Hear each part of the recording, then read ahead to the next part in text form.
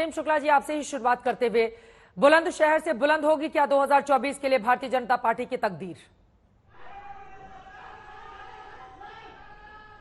निश्चित तौर पर समग्र देश में भारतीय जनता पार्टी की जनादेश प्राप्त करने की तस्वीर बुलंद ही रहेगी। बुलंदशहर से प्रधानमंत्री आदरणीय नरेंद्र मोदी जी के नेतृत्व में जो बुलंद स्वर प्रकट हुआ है वह भारतीय जनता पार्टी की ऐतिहासिक जीत को बुलंदी तक पहुंचाएगा।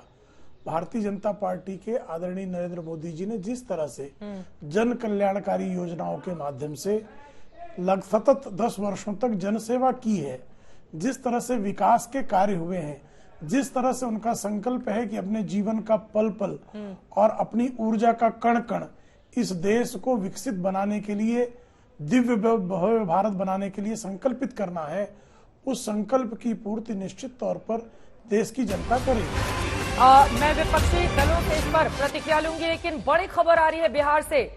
बिहार में बड़ी सियासी हलचल इस वक्त देखने को मिल रही है। बड़ी खबर यह है, पटना में राबड़ी आवास से निकले हैं तेजस्वी यादव, डिप्टी सीएम। बड़ी खबर यह है, शक्ति यादव, भोला यादव भी राबड़ी आवास पर पहुंचे हुए थे, वहां पर मीटिंग हुई है। आज सुबह से ही जो सियासी घटनाक्रम बिहार की सरकार में, इसके साथ ही राजनीति में देखने को मिल रहा है, वो बेहद दिलचस्प हो चला है। एक तरफ जेडीयू के नेता केसी त्यागी उसी जहाज से दिल्ली आते हैं जिसमें भारतीय जनता पार्टी के तमाम बिहार बीजेपी के बड़े नेताओं की मौजूदगी होती है। पटना में सीएम नीतीश कुमार बड़ी बैठक कर रहे हैं अपने जेडीयू के तमाम नेताओं के साथ। तो वहीं दूसरी तरफ पटना में राबड़ी आवास से निकले हैं तेजस्वी यादव। ये बड़ी खबर, अब किससे मुलाकात करने के लिए वो जा रहे हैं, आगे क्या होगा, बड़ा सवाल बना हुआ है। आपको यह भी बताते चलें कि रोहिणी आचार्य, जो कि तेजस्वी यादव की बहन है, लालू यादव की बेटी, जबरदस्त तरीके से उनकी ओर से निशाना साधा गया था नीतीश कुमार के ऊपर। हालांकि बाद में अपना ट्वीट उनकी ओर से डिलीट कर लिया गया, लेकिन इन सब के बीच इस बात को लेकर कयास तेज हो गए हैं कि क्या नीतीश कुमार वापसी के संकेत दे रहे हैं? क्या आरजेडी छोड़कर बीजेपी के साथ 2024 में जाएंगे नीतीश कुमार? ये बड़ा सवाल बना हुआ है। जैसे ही इस बारे में और जानकारी निकलकर सामने आती है आप तक पहुंचाएंगे। लेकिन कुल मिलाकर बिहार की जो सियासत है वो हर पल नए नए करवट बदलती हुई दिखाई दे रही है। प्रेम शुक्ला जी यकीनन इससे बहुत ज्यादा खुश हो रहे होंगे, उनसे मैं सवाल पूछूंगी, लेकिन घनश्याम तिवारी जी आपके पास आते हुए, अब देखिए बिहार में क्या संकेत मिल रहे हैं। ममता दीदी उधर बंगाल में एकला चलो की रणनीति अपना रही हैं, पंजाब में आम आदमी पार्टी एकला चलो की रणनीति पर काम कर रही है। तो ये कहना पड़ रहा है ना कि उधर 2024 के लिए आप देखिए किस तरह से बुलंद भारत की बुलंद तस्वीर दिखाने की कोशिश कर रहे हैं नरेंद्र मोदी, और यहां पर बत्ती गुल दिखाई दे रही है विपक्षी दलों की।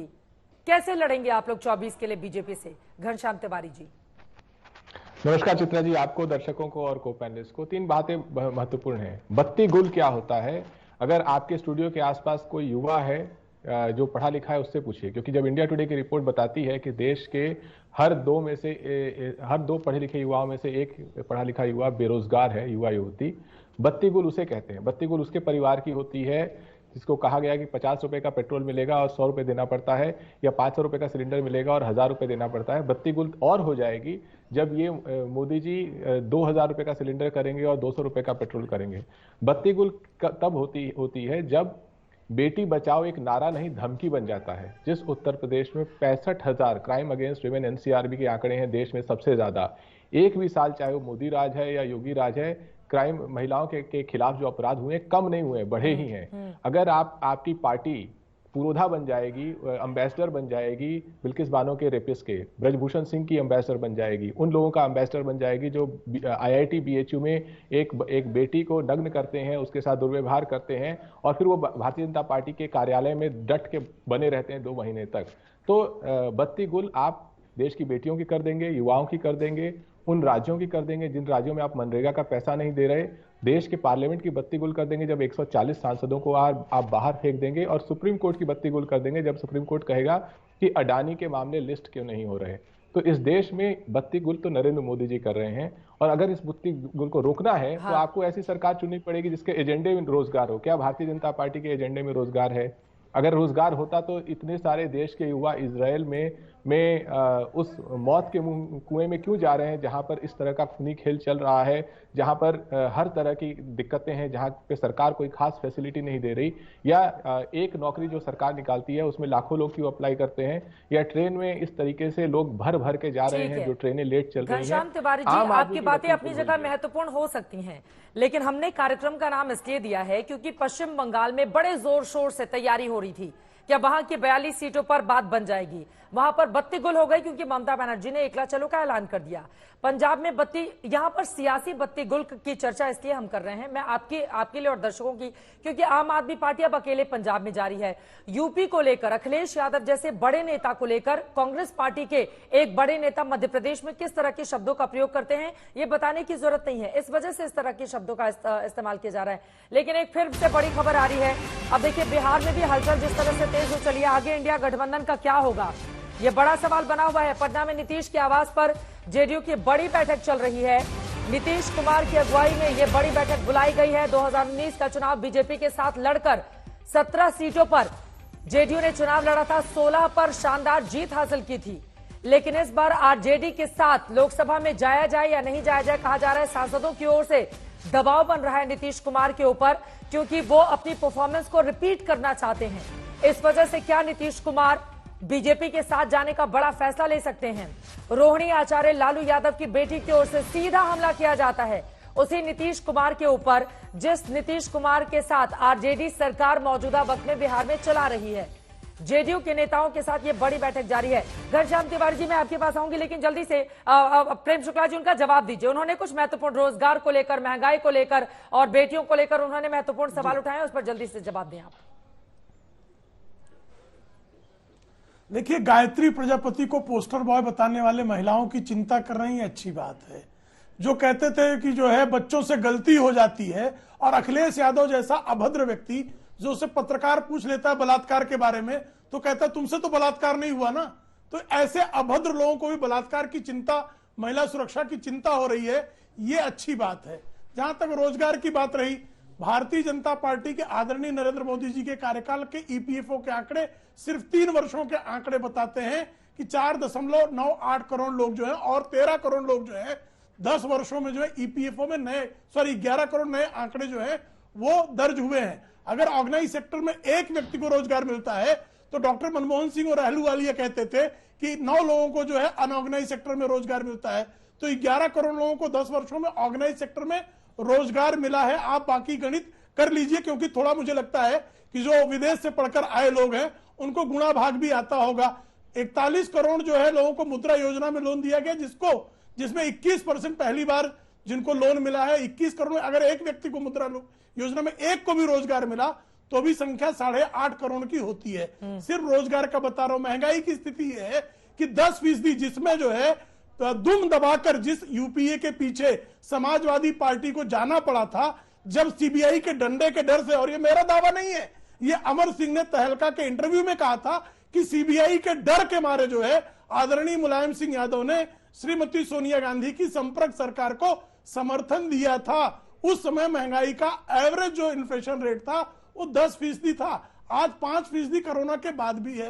तो महंगाई, महिला सुरक्षा, इस पर मैंने बात बता दी। अब इनसे जो आपने प्रश्न पूछा था, चूंकि पतली गली से भाग जाना है इनको, इनसे पूछिए ना कि कांग्रेस को कितनी सीटें दे रहे हैं। अखिलेश यादव इस तरह का बयान क्यों जारी करते हैं कि कांग्रेस ना हमको बुलाती ना भाजपा हमको बुलाती है, हमको कोई बुलाता ही नहीं है। तो इन प्रश्नों के उत्तर इनके पास नहीं है। नीतीश कुमार जी के बारे में प्रश्न पूछिए, उत्तर नहीं है। ममता बनर्जी के बारे में प्रश्न पूछिए, उत्तर नहीं है। केजरीवाल के बारे में प्रश्न पूछिए, उत्तर नहीं है। और जिन प्रश्नों का हम रोज उत्तर देते हैं, एक रटा रटाया जो है बयान देने के लिए इसलिए आते हैं कि इनके पास बताने के लिए कुछ नहीं है। इनके पास हताशा है, कुंठा है, निराशा है। मलूक नागर जी, आशुतोष जी, बाकी सब लोग भी जुड़े हुए हैं। जल्दी से घनश्याम तिवारी जी, इस पर 2 लाइन में जवाब दे दिया आप। 2 लाइन। पहली लाइन ये कि अभी प्रेम शुक्ला जी बड़े प्रवक्ता हैं भारतीय जनता पार्टी के, तो उनकी बात गौर से सुननी चाहिए। उन्होंने कहा 41 करोड़ लोगों को मुद्रा लोन दिया गया। इस देश में 25 करोड़ परिवार हैं, यानी कि लगभग हर परिवार में 2 मुद्रा लोन दिए गए हैं।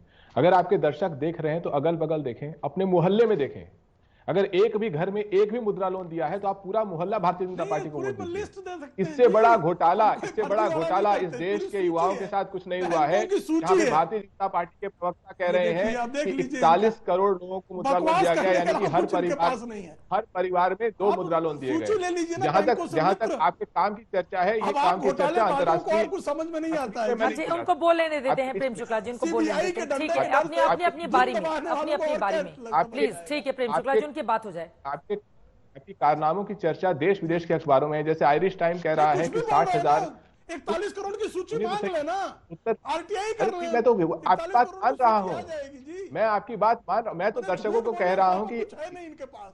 मैंने आपकी बात मान ली। मैंने दर्शकों से कहा, दर्शक मैं जानते आपकी बात सुनती थी, मैं आपके बीच में नहीं बोल रहा था, ऐसे बहस नहीं हो सकती। मैं आपके बीच में नहीं बोल रहा था। एक एक करके प्रेम शुक्ला जी उनकी बात हो जाए, बाकी लोग भी इंतजार कर रहे हैं। एक एक करके अपनी बात रखेंगे, जल्दी से घनश्याम जी अपनी बात पूरी करें। जो मैं दर्शकों से कह रहा हूं कि मैं आदरणीय प्रेम शुक्ला जी की बात मान रहा हूं। देश के 41 करोड़ लोगों को मुद्रा लोन मिला है, इसका अर्थ है कि हर परिवार में 2 मुद्रा लोन मिला है। और अगर आपके मोहल्ले में एक भी मुद्रा लोन नहीं मिला है तो आपके पूरे मोहल्ले के साथ घोटाला किया गया है, और यह घोटाला भारतीय जनता पार्टी ने किया। इसका दावा प्रेम शुक्ला जी कई बार रिपीट कर रहे हैं और मैं उनकी बात मान भी रहा हूं। ठीक है, उस पर भी आ रहा हूं। दूसरी बात, बिल्कुल आपके प्रश्न, मैं आपके प्रश्न का उत्तर दे रहा हूं। गायत्री प्रजापति के धन पर पलने वाले यादव परिवार के बलात्कारियों के संरक्षण पर उत्तर दें। आपकी प्रश्न का उत्तर दे रहा हूं। सुनिए, गायत्री प्रजापति के धन पर यादव परिवार क्यों पलता है, जरा बताइए। इतना अधीर मत होइए, ऐसे बहस नहीं होती है। आपकी बात कर गायत्री प्रजापति पर बोलने की हिम्मत हो तो बोल दीजिए। अगर आपकी औकात हो तो गायत्री प्रजापति बोल के जाइएगा। जवाब औकात हो तो बोल के जाइएगा। ठीक है, आपकी औकात बहुत बड़ी है, आपने सुन लीजिए, जवाब सुनिए, ऐसे बहस नहीं होती है। इन्होंने कहा गायत्री प्रजापति, अगर दर्शक ना सुन लीजिए, अधीर मत होइए। अगर देश के दर्शक मानते हैं, अगर देश के दर्शक मानते हैं कि भारतीय जनता पार्टी का ये जवाब, गायत्री प्रजापति वाली बात, इस बात का जवाब है कि ब्रजभूषण सिंह जो इनका सांसद है, इसके ऊपर 1000 बेटियों के साथ अत्याचार करने के आरोप हैं। इस बात का जवाब प्रेग्नेंट बच्चे को मार देना और देना और उन रेपिस्ट पूरी। ठीक है, ये तो में नहीं पढ़ेंगे। ठीक है, दोनों लोग साथ में नहीं, एक एक करके अपना जवाब देंगे। मलूक नागर जी, अब सीधे आपके पास आते हुए, एक तरफ बुलंदशहर में प्रधानमंत्री नरेंद्र मोदी की ओर से कहा जाता है कि बीते 9.5 सालों में 25 करोड़ लोगों को गरीबी रेखा से बाहर निकालने का काम किया है सरकार ने। दूसरी तरफ आपका जो बीएसपी का वोट बैंक है, उस पर अखिलेश यादव जी की भी नजर है। उनकी ओर से अंबेडकर वाहिनी का गठन कर दिया गया, कांशीराम को भारत रत्न दिया जाए, इसकी वो मांग कर रहे हैं। कई बीएसपी के नेताओं को समाजवादी पार्टी में शामिल करा लिया है। तो मुश्किलें बीएसपी के लिए भी बहुत बढ़ने वाली हैं। दोनों ही तरफ से बीजेपी की भी नजर है दलित वोट बैंक पर, उधर समाजवादी पार्टी की भी नजर है। तो फिर कैसे लगेगा बेड़ा पार 2024 में बीएसपी का? देखिए चित्रा जी, जो पहले तो ये सोचना पड़ेगा कि आज जो बुलंदशहर में और जो मेरठ कमिश्नरी की जो रैली हुई है, जिसमें मेरी बिजनौर लोकसभा का एक सेगमेंट हस्तिनापुर विधानसभा मेरठ जिले में मेरठ कमिश्नरी में आता है, वो इसलिए करी है इन्होंने क्योंकि पूरे देश में जो सबसे पहला चुनाव होता है, पश्चिमी उत्तर प्रदेश का हिस्सा उसमें आता है और पश्चिमी उत्तर प्रदेश की 10 सीटें उसमें पड़ती हैं, जिनमें मेरी बिजनौर लोकसभा भी है। चिंता बढ़ गई आज की रैली देखकर। एक तरीके से चुनाव की देखिए, इसे चिंता तो पिछली बार भी नहीं बढ़ी थी, जो पाकिस्तान और हिंदुस्तान की बाउंड्री से पूरा गुजरात बीजेपी, पूरा राजस्थान बीजेपी, पूरा हरियाणा बीजेपी, पूरी दिल्ली बीजेपी और मेरे बराबर की सीट माननीय प्रधानमंत्री जी की भी, जो चौधरी चरण सिंह जी की, चौधरी अजीत सिंह जी की सीट थी, वहां पहली बार बीजेपी रुकी और मेरी पहली सीट जीती थी। तो चिंता की तो कोई बात है नहीं, लेकिन चिंता की एक बात जरूर है कि कांग्रेस जो विपक्ष में, जो हम भी चाहते हैं किसी तरह बीजेपी देश में रुके, कांग्रेस इस सो कॉल्ड इंडिया गठबंधन जिसमें हम है सबसे बड़ी पार्टी है, उसको तुरंत मध्य प्रदेश के चुनाव से सबक लेना चाहिए। अखिलेश जी से अखिलेश पखलेश का माफी मांगना चाहिए। यादवों की जो वोट वहां भाग गई, और हमसे भी जो हमारे राजस्थान में, मध्य प्रदेश में, छत्तीसगढ़ में, उत्तराखंड में विधायक ले गए, कुमारी बहन मायावती जी से माफी मांगनी चाहिए। और सचिन पायलट को जो धोखा दिया गुर्जर समाज से माफी मांगनी चाहिए राजस्थान से, जिससे कि कांग्रेस हारी। अरे कांग्रेस पर इतनी नजर क्यों है मलूक नागर जी? कांग्रेस के आप अपना बताइए ना कि बीएसपी क्या कर रही है। बीएसपी भी तो एकला चलो की रणनीति बना रही है। 14 में आपकी सीटें आई थी, फिर क्या करेंगे मलूक नागर जी 2024 के लिए? आपकी चिंता तो बहुत बढ़ गई होगी। आप उसी क्षेत्र से आते हैं जहां पर प्रधानमंत्री ने आज जनसभा की है। इसलिए चित्रा जी चिंता इसलिए है कि बीजेपी को रोकना है तो समाजवादी पार्टी और बहुजन समाजवादी पार्टी इनके साथ चाहिए, तब यूपी इनकी होगी जो सो कॉल्ड इंडिया गठबंधन है। नहीं तो कुछ नहीं होने वाला है। चिंता इसलिए बढ़ गई क्योंकि हम चाहते हैं कि बीजेपी रुके और कांग्रेस इसमें मुख्य भूमिका निभाए। साहब कैसे मुख्य भूमिका निभाएगी? आप मेरे सवालों का जवाब दीजिए। यूपी के मद्देनजर एक ही सीट है कांग्रेस पार्टी के पास। अगर आप तीनों का वोट बैंक भी जोड़ दिया जाए तो भारतीय जनता पार्टी ने लोकसभा की 80 में से 40 से ज्यादा सीटों पर 50% से ज्यादा वोट शेयर हासिल किया है। तो तीनों मिल भी जाएंगे तो भी क्या कर पाएंगे मलूक नागर जी? ये तो चिंता का सबब है ना आप लोगों के लिए। 15 देखिए पिछली बार 10 सीटें बीएसपी ने जीती, 5 सीटें एसपी ने जीती और करीब 45 सीटें ऐसी थी जो दूसरे नंबर पर रही बीएसपी की। तो वही चिंता है और वही जिम्मेदारी कांग्रेस की फिक्स करने की बात चल रही है, जिससे कांग्रेस अपनी जिम्मेदारी निभाए तो इनसे लड़ाई लड़ी जा सकती है। और सो कॉल्ड इंडिया गठबंधन अगर ढह गया तो हमें तो जहां खड़े थे वहां से फायदा ही फायदा होना है। तो आप बोलते हैं सो कॉल्ड इंडिया गठबंधन, दूसरी तरफ कहते हैं कि कांग्रेस एसपी बीएसपी सबको साथ आना पड़ेगा। अब तो पहले तय कर लीजिए कि सो कॉल्ड है या फिर वास्तव में इंडिया गठबंधन है मजबूती से लड़ने के लिए बीजेपी से तैयार। घनश्याम जी मैं फौरन आ रही हूँ आपके पास, 2 और लोग हैं, जल्दी जल्दी एक टिप्पणी ले लेती हूँ उनकी। आशुतोष जी आपके पास आते हुए, आशुतोष जी ये बात तो बिल्कुल सच है ना कि मौजूदा वक्त में बीजेपी जितनी आक्रामक तरीके से आगे बढ़ रही है, एक तरफ राम का नाम है, दूसरी तरफ मोदी का काम है और तीसरी तरफ उनकी मेहनत जो अब सड़क पर उतरकर अलग अलग हिस्सों में दिखाई दे रही है, वही दूसरी ओर इंडिया गठबंधन में अभी भी सन्नाटा पसरा हुआ है और अब बिखराव की खबरें अलग अलग हिस्सों से सामने आ रही हैं। फिर कैसे लड़ेगी मोदी के सामने इंडिया गठबंधन के ये जो लोग हैं? आज की तारीख में जो इंडिया गठबंधन की स्थिति है वो निश्चित तौर पर उसमें काफी गड़बड़ी है। और अभी जब मैं आपसे बातचीत कर रहा हूं, अगर उस वक्त बिहार से ये खबर आने लगे या सुगबुगाहट भी अगर शुरू हुई या अटकल भी अगर लगे या अफवाह भी चले कि नीतीश कुमार बीजेपी की तरफ जा सकते हैं, ऐसी कुछ बातें अगर हो भी हो, मुझे नहीं मालूम इसमें सच्चाई क्या है, तो इससे कहीं ना कहीं इंडिया गठबंधन को ही नुकसान होता है। ममता बनर्जी ने जिस तरीके से कहा कि वो अकेले चुनाव लड़ना चाहती हैं, तो ये सारी बातें, मैं एक बात तो समझता हूं कि जब गठबंधन की पॉलिटिक्स होती है, सीट शेयरिंग की बातचीत होती है, तो उसमें नाराजगी भी होती है, उसमें मतभेद भी होते हैं और बहुत खुलकर एक दूसरे के खिलाफ शब्दों का इस्तेमाल भी किया जाता है। लेकिन आज की भारतीय जनता पार्टी, जो नरेंद्र मोदी की भारतीय जनता पार्टी है, वो छोटे से छोटे इंसिडेंट को बहुत बड़ा इंसिडेंट बना के और एक बड़ा नैरेटिव पेंट करती है। ये उनका राजनीतिक कौशल है और इसकी सराहना भी होनी चाहिए। तो अगर विपक्ष इस बात को समझने के लिए तैयार नहीं है कि आपकी मामूली सी गलती भी आज की तारीख में बड़ा नुकसान कर सकती है, अगर आप लड़ने में लगे हुए हैं, तो फिर आप नरेंद्र मोदी का क्या क्या मुकाबला करेंगे और भारतीय जनता पार्टी का क्या मुकाबला करें? आप देखिए कि जब इंडिया गठबंधन की मीटिंग हुई, पटना में हुई, बेंगलोर में हुई और मुंबई में हुई, एक माहौल बनने लगा। लेकिन उसके बाद जब तीनों राज्यों के चुनाव हारे, तो उसके बाद अगर आप लगातार देखें तो भारतीय जनता पार्टी लगातार लीड लेती हुई दिखाई पड़ रही है। पहले राम मंदिर के मसले को कितना बड़ा किया, उसके बाद कर्पूरी ठाकुर को उन्होंने जिस तरीके से भारत रत्न देने का ऐलान किया, और फिर बुलंदशहर पे जाके कल्याण सिंह कोई मामूली नेता नहीं थे। कल्याण सिंह एक तरफ हिंदुत्व के प्रतीक है और दूसरी तरफ बैकवर्ड पॉलिटिक्स के भी प्रतीक है। तो वो तो हिंदुत्व प्लस जो ओबीसी पॉलिटिक्स है उसको सधाने की कोशिश कर रहे हैं और बैकवर्ड पॉलिटिक्स जिनकी अपनी थाती है वो उसको इनकैश नहीं करा पा रहे हैं। तो इसमें कोई दो राय नहीं। आज की तारीख में तुलना की जाएगी तो नरेंद्र मोदी की भारतीय जनता पार्टी बहुत आगे है इंडिया गठबंधन से, और अगर इंडिया गठबंधन का समय रहते नहीं चेता तो बहुत मुश्किल आने वाली। ये बड़ी बात आपकी ओर से कही जा रही है। इस बीच एक बड़ी खबर आ रही है, सीधे उसका रुख करते हुए फिर मैं इसका जवाब लूंगी। घनश्याम तिवारी जी आप बोलिएगा। बड़ी खबर बिहार की पॉलिटिक्स से, अमित शाह से मिल सकते हैं सम्राट चौधरी।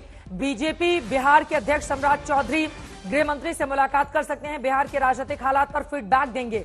आपको बता दें कि जिस तरह का एक्शन इस वक्त बिहार की पॉलिटिक्स में देखने को मिल रहा है, बिहार में पटना में नीतीश कुमार के आवास पर बैठक जारी है। रोहिणी आचार्य लालू यादव की बेटी नीतीश कुमार पर तंज कसती हैं। राबड़ी आवास में अपने नेताओं के साथ तेजस्वी यादव बैठक करते हैं। वहीं सम्राट चौधरी फीडबैक देने वाले हैं कि मौजूदा माहौल बिहार का क्या है।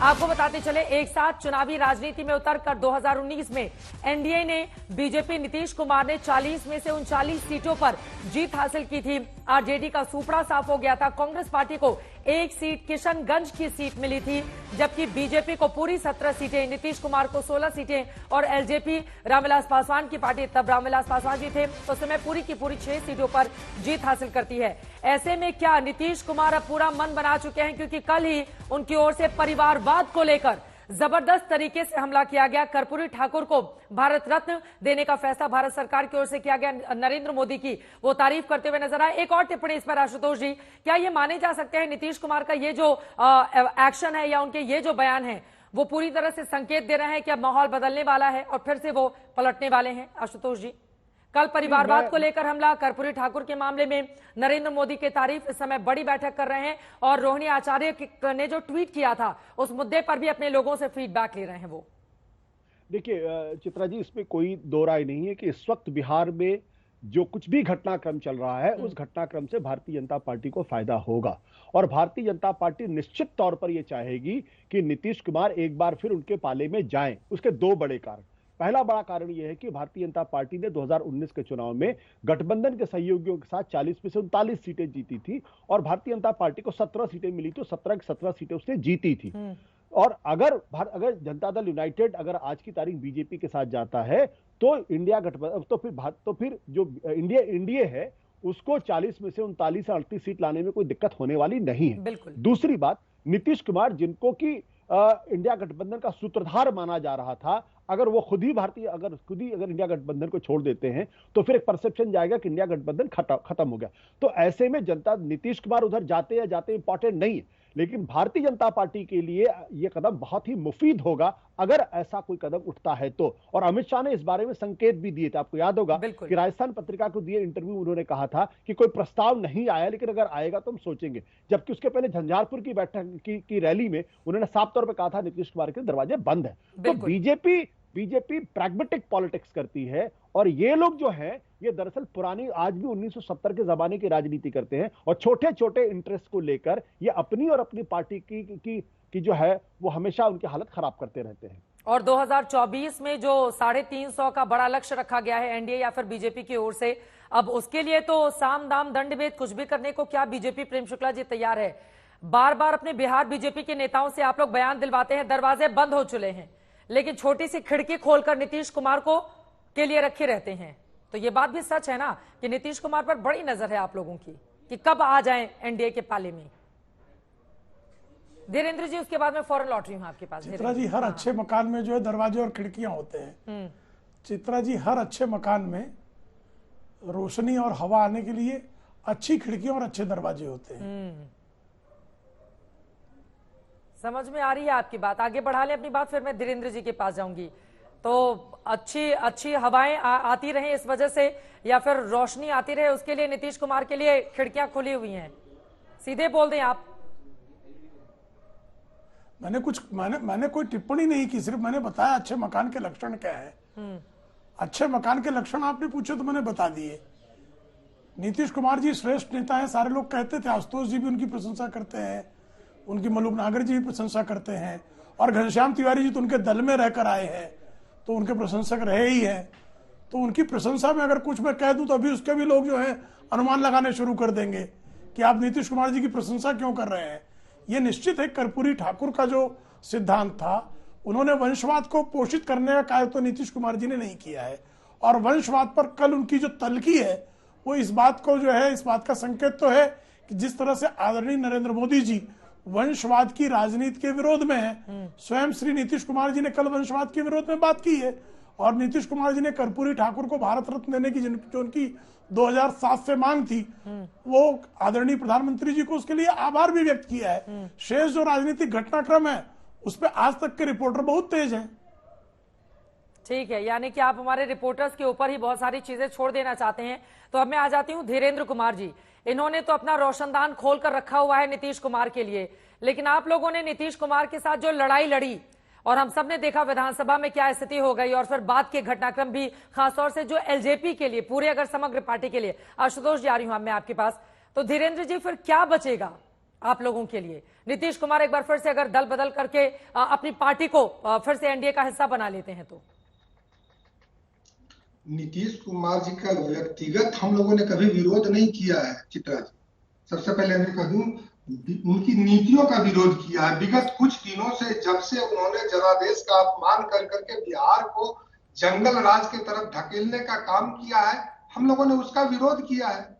और 22 तारीख को यशस्वी प्रधानमंत्री जी ने क्या कहा है, यही समय है, सही समय है, राष्ट्र निर्माण का यह सही समय है। अगर राष्ट्र निर्माण के लिए कोई आदमी आदरणीय प्रधानमंत्री जी के हाथों को अगर मजबूत करने के इरादे से आते हैं तो हम तो उनका स्वागत करना चाहेंगे। अब ये डिपेंड करता है कि किस तरह का प्रस्ताव कोई भी पार्टी लेके आती हो। जो भी राष्ट्रभक्त लोग हैं ऐसे समय में आएंगे। और मुझे याद है कि जुबान बदल गई है धीरेन्द्र कुमार जी, अब आप जुबान से समझ में आ रहा है कि क्या खिचड़ी पक रही है? नहीं, खिचड़ी तो पकनी ही थी। उसकी मकर संक्रांति के बाद एक बड़ी क्रांति होगी, ये मैंने पहले ही कहा था। चूंकि ये गठबंधन बेमेल का गठबंधन हुआ था और जब गठबंधन ये बना था विपक्ष का, तो इसमें जब इंडिया नाम रखा गया था चित्रा जी, तब भी आदरणीय नीतीश कुमार जी ने इस नाम के इस्तेमाल का विरोध किया था। आप ही लोगों के चैनल पे चलाया गया था, मुझे पता नहीं है। तो कुछ ऐसे लोग जो ईमानदार छवि के लोग हैं, वो आदरणीय प्रधानमंत्री जी का अगर साथ देना चाहेंगे तो निश्चित तौर पर अभी के समय में कुछ लोग कहते हैं कि भारतीय जनता पार्टी को रोकना है, मोदी जी को रोकना है। अरे मोदी जी को रोकने का मतलब 140 करोड़ लोगों के भविष्य को रोकना है, भारत के विकास को रोकना है। अगर भारत के विकास में अगर कोई सहयोग करना चाहेंगे, प्रस्ताव लेकर आएंगे, तो निश्चित बड़े दिल है भारतीय जनता पार्टी। अगर वो विचार करेगी तो हम भी स्वागत करेंगे। लेकिन ये डिपेंड करता है उन पर। ये डाउट वाला गठबंधन मैंने पहले भी बोला है, इस गठबंधन का पहले ही इसमें डाउट नहीं था, डाउट था। I doubt, N doubt, D doubt, I doubt, A doubt. तो ये बनने ही के समय में इसमें डाउट था। वो डाउट आज एक एक करके क्लियर हो रहा है। और आज यशस्वी प्रधानमंत्री जी के नेतृत्व में जो विकास हो रहा है देश का, विश्व में स्थान बना रहा है, विश्व गुरु राजनीति कितनी जल्दी अपना रंग बदलता है धीरेन्द्र जी, आपकी बातों से कल तक कितना आप कोसते थे, पानी पी पी के कोसा आप लोगों ने नीतीश कुमार को, आज उनके लिए सुर बदल गए हैं। खूब हंस रहे समय आशुतोष जी, उनको हंसने का खूब मौका दे दिया है आपने। नहीं, आप आशुतोष जी बिल्कुल हंसे। राजनीति में देखिए, सबसे पहले तो दरवाजा होता नहीं, वहां पे पर्दा होता है, चिलमन होता है। थोड़ा हम भी देखें, थोड़ा तुम भी देखो। अगर कोई अच्छे काम के लिए, अगर किसी का, हम लोग का काम है बिहार को बढ़ाना, देश को बढ़ाना, विश्व में अपना स्थान को ऊपर करना, बिहारियों के विकास को आगे देखना। हमारे नेता गिरिराज सिंह बेगूसराय से सांसद और केंद्रीय मंत्री, उनकी ओर से बयान आया है, नीतीश कुमार भरोसेमंद नहीं है। गिरिराज सिंह ने यह बयान दिया है।